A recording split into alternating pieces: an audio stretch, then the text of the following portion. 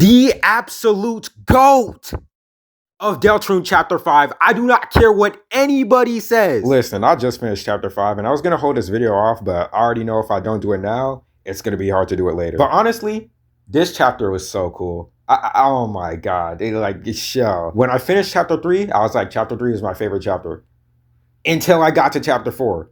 And then Chapter 5. I'm just going to get my negatives out the way and then just like, honestly, after the negative section, this video is just going to be a whole glaze session. But come on, we're Deltarune fans. Glazing is not new in this fandom. Oh my God, boy, he said he was in Ashton doing donuts! One small nitpick I have, I mean, I guess it's not really a nitpick, but I mean, when it's Deltarune, you know, the music is not nearly as good as like the songs in Chapter 3, 4, and even Chapter 2 and 1. Maybe I need to listen to them again, but I don't know, I just wasn't feeling it. I like the festival song though, but when you're coming off the Sanctuary themes, Jersen's theme, Tenna's theme, and even that one song that I was playing when the fun game was pushing through the Night Swords, like when you're coming off of that, you know, you'd expect Chapter 5 to be like really good. I might be tweaking, maybe I have to listen to it again. Another negative I have is like the festival seemed kind of filler.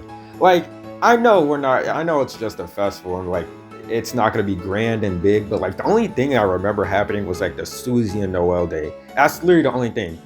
And then we just went straight to the Dark World. Rudy fell down?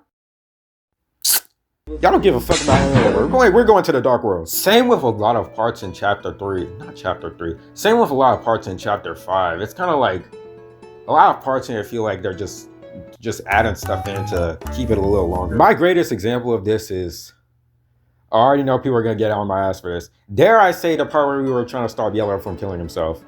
I'm not gonna lie, yeah, I mean, it was kind of boring.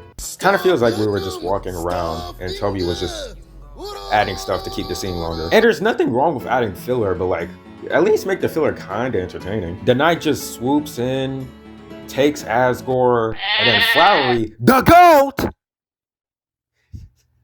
GOAT, goes to stop the Knight.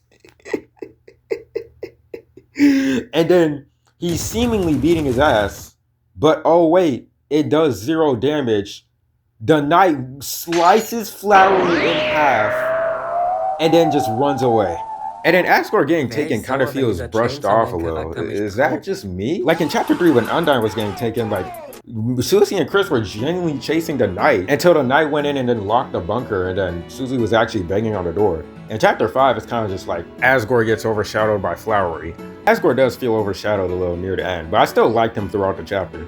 The part when they found the code for the bunker, I mean, I'm not gonna lie, not everything has to be big, but I feel like there could have been like, I just feel like the scene could have been a little bit longer. Matter of fact, the Chapter 5 ending does feel kind of rushed, you know? Is that just me? It just feels kind of rushed. Ending's alright, but at the same time, I gotta be honest. Maybe it'd look good if we were just doing a walkthrough of the game, Chapter 1 to 7. Seth, or the purple guy, I low-key did not care about him. Compared to Aqua, Blue, and almost said Blue twice. See, you can tell this video does not have a script. Compared to Aqua, Blue, Yellow, Orange, basically like everyone else, Seth is kind of just like, he's kind of annoying, I'm not gonna lie. And since he resembles the Perseverance Soul, he does not show perseverance whatsoever. Like with Aqua's attacks, you gotta be patient. Justice gets contradicted by his own justice. Orange wants to be courageous. Green, who is another GOAT of the chapter, is obviously kind. And Blue shows integrity when around Yellow. Seth just kind of feels like he's just there. But that is all the negatives I'm saying about this chapter, because the next, however long this video is gonna be straight glaze. He and Ashton doing donuts. I can't do that shit again. Flowery, when he first came on the screen for like 5 seconds, I thought I was gonna hate him. I was like, who was this nigga? Why is he here? And what beef do you have with Rouse? But as the chapter went on, he became so cool. Starting with the writing, Flowery and the rest of the Flowers watch Asgore's life fall apart with them being able to do nothing about it. Yet Asgore still took the time to take care of them after all of that. And they're basically trying to repay Asgore for it. It's honestly a pretty good motive for stopping the fun game from sealing the Dark Fountain. Especially how they've been Flowers for so long and that they never really got to express themselves until now. And Flowery being goated the whole chapter really just supports everything. But I can't talk about Flowery. I can't talk about him yet because I have to talk about the other flowers first. Aqua is generally so cool. I thought she was gonna be annoying, but I just love her fighting style. But hey, I'll never played a single Toad game in my life, so this video probably sounds like showing a caveman fire to literally everyone else. But I still fuck with her nonetheless, especially in the feather mode. Bro, y'all will not believe how much fun I was having there. Oh my god, I wish I was recording my gameplay of chapter 5, bro. But I couldn't because all the routers from my computer were literally used up. So I couldn't plug my mic in without sacrificing another plug. But bro, I was looking like that one Patrick image. Like, this was straight eye candy for me. And I always loved that type of gameplay, so this was generally the perfect timing. And she can fly too. Hey, for my Undertale EU fans watching, bro, she solos Dusttail. I don't give a fuck what anyone says. I loved Orange's fighting style too, especially with the bosses he was in. Seth. Y'all already know how I feel about Seth. I have to do everything myself. You're a support character, bro. Know your place. But I can't hate on Seth too hard because that part where Aqua, Orange, and Seth fought you all at the same time, oh my god, that shit was peak. That shit was so peak.